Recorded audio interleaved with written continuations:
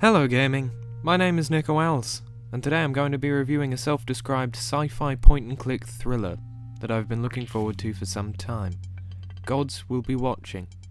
Gods Will Be Watching, developed by Deconstruct Team, is one of those indie games that had notable coverage recently. But does it live up to the hype? Not really. But does anything?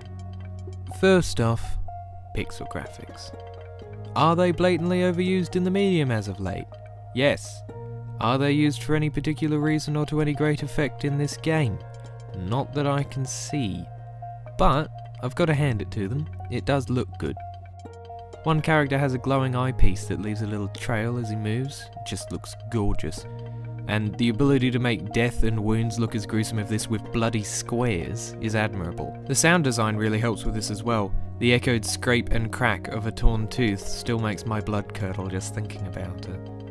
Deconstruct Team put a lot of work into the aesthetics of the game, from visuals to sound design to story, while mixing in my favourite kind of humour, black. Because of this I'm very conflicted about it, as the narrative is forced to share a space with gameplay that I feel obstructs your enjoyment of it. Gods Will Be Watching is described on Steam as a point-and-click thriller, and I'd say that's fairly accurate.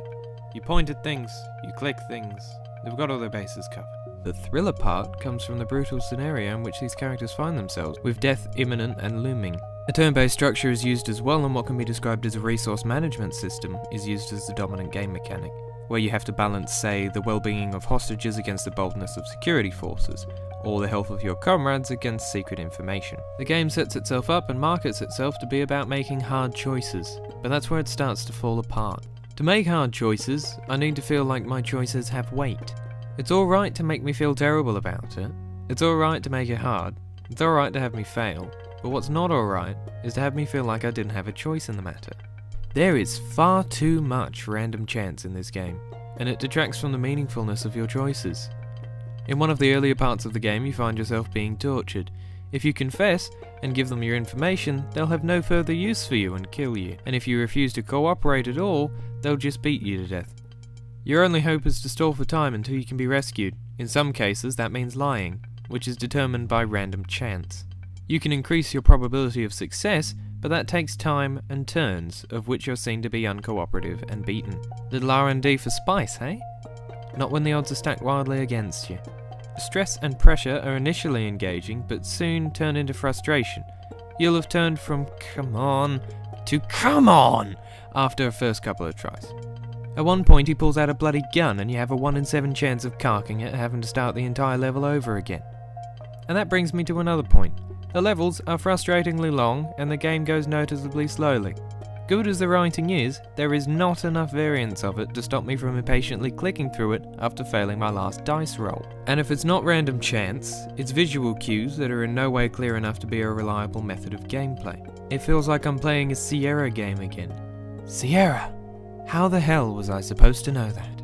I suppose in a way there is replay value in trying to complete additional objectives in the levels that are difficult to even survive, let alone succeed. But it's hard to feel accomplished about those achievements when the aforementioned watching gods made those decisions instead of me. I imagined moral dilemmas in which my flaws as a person brought me to failure, like in Papers, Please, and that does happen, but so much more of it is trial and error, or sheer bloody luck. The world is cruel and arbitrary enough, Deconstruct Team. Stop reminding me about it and give me some agency. To be fair, there is an easy mode, where you can enjoy the narrative much more smoothly, but the developers seem to express the loss of randomness as a detraction from their game aim. I don't know. Maybe there's a few of you out there who are into this sort of thing. Clearly someone had to be to make it, so... Final thoughts. A really well-produced game. Poorly, or at least incompatibly executed. At least for my taste. Gods Will Be Watching is available on Steam for $10, or the Collector's Edition for $20, which comes with a digital art book, soundtrack, and comic. Although I can't personally recommend it too much. It's not like it's a huge amount of money, $10, but be skeptical if you're on the fence. I feel like this is going to be a love or hate type of game.